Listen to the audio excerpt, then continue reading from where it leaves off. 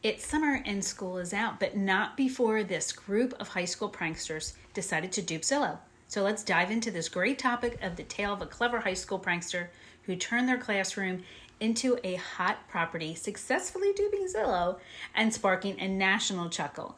In today's digital age, the internet has become an integral part of our lives, offering convenience, information, and endless opportunities. However, amidst its vast offerings, we must be aware of scams that can look behind the virtual veil. Take, for example, a recent incident that they caught the attention of both the local community and the online world. There's a group of Maryland high school seniors decided to play a prank by listing their own school on Zillow, the popular real estate website, which we all have heard of, which seems like homeless fun quickly escalated into a viral sensation for these kids.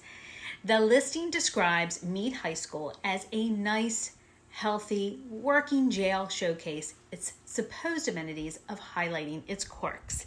The listing was incredibly creative advertising, but we are frankly stunned that the listing is underestimated the value of prime piece of real estate like this, especially the one with such an amazing amenities.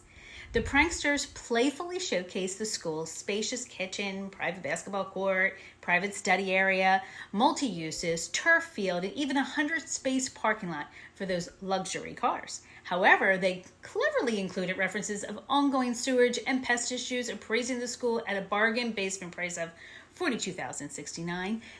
The prank brought laughter into attention, and it also served as a reminder of the scams that occur on the internet. Scammers often employ creative tactics to deceive an unexpected individual. So, from fake online stories promising unbelievable discounts to fishy emails pretending to be an reputable institute, the internet is a trap for us, and we have to be careful. So, how can you protect yourself from falling victim to an online scam?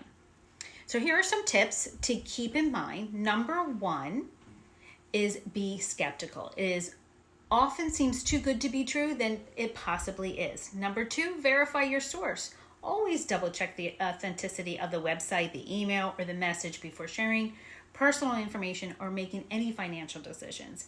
Number three, security device. Keep device updated with security patches and strong unique passwords for online accounts. And number four, educate yourself. Stay informed about the latest scam technologies and common red flags to watch out for. Number five, report suspicious activity for if you encounter on spam, because this will definitely help others. The internet is a powerful tool, but it also requires caution and discernment. By staying vigilant and informed, you can protect yourself and enjoy the online world safely. Be smart, beware, and keep scam-free on the digital realm. Together, we can make an internet safer place for all. And I wanted to share a couple stories that I had to all of you. I'm sure all of us have experienced it, but when I was for home staging, I am on house.com, and I get approached quite often. And sometimes I'll get an email. And as soon as it's a red flag for me, but the email will say, I'm moving from the UK to the States, and I'm moving at this address. They give me the address. They say they're going to ship everything to the address. Now, I don't know how this becomes a financial scam because I'm not giving them anything, but it was interesting because they don't know I'm a realtor. So I went into the MLS, I pulled up the property address, I can see that it was already sold or it's been rented. And when I emailed them back and I debunked the whole story that they've been giving me by giving them the facts, it's almost like they didn't even read it. It was an automatic email that just sent that back out and still asking me the same thing. So I just reported it to spam and moved on. But just recently, I do work with a lot of investors, and I had an investor interested in a property in Atlantic City. It wasn't that much money. The seller was looking for $110,000, but the original listing when it went on the market was for $70,000.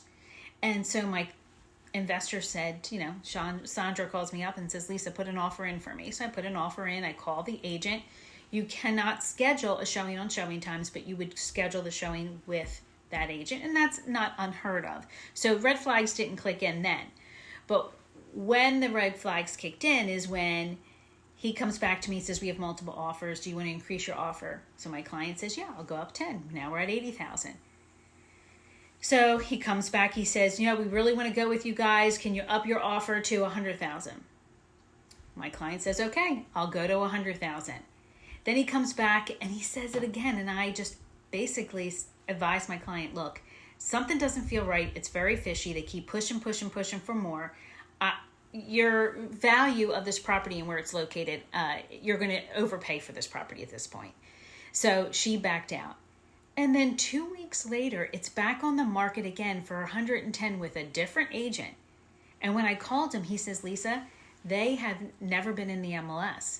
I don't know where this came from. This was definitely a scam. Someone had taken that address of that property and then tried to sell it out from under the owner, or at least try to get someone under contract and collect that escrow funds. And then you never see them again. Because a lot of times they'll put it on there that you must use the seller's title company. And in that case, that's who you would be sending your escrow funds to. So there is just so many creative scammers out there. You really do have to be careful. And especially in this world of real estate for us agents. Another incident I had was my clients looking for a condo in Ventnor. And we had seen this property. We already toured this property. And she said, Lisa, the property we just toured is on the market for half its value. It was listed for 150 and now it's up for 75,000. Can you look into it? And first of all, it was interesting because that listing was in my brokerage office. So I went to the agent. She's like, I don't know what's going on. So that was another scam situation. Took a listing from the MLS and try to pull the attention off so that they could, basically at this point, they would be basically getting the escrow money and running with it. And then you would never see it. I don't think it would go any further than that. But yeah, growing up, I just remember the advice of my mom. She would always say to me, Lisa, when they say it's free, it's not free. So be careful. There are people out there that will deceive you. So when it seems too good to be true, it usually is in most cases. But I hope you found this topic very interesting. I did. I loved the kids at the high school. I thought it was fabulous. I hope you love this topic. I know I did, and I hope you found it very helpful. So please be safe out there on the internet, and make sure to remember to subscribe to my channel.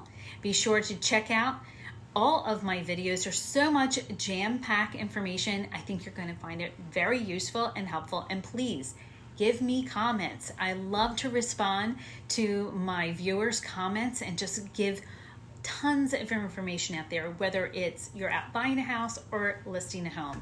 So please give me some love, tap that heart, never miss another video. So click on that bell for notifications and be sure to leave me a review. Have a great day, everyone.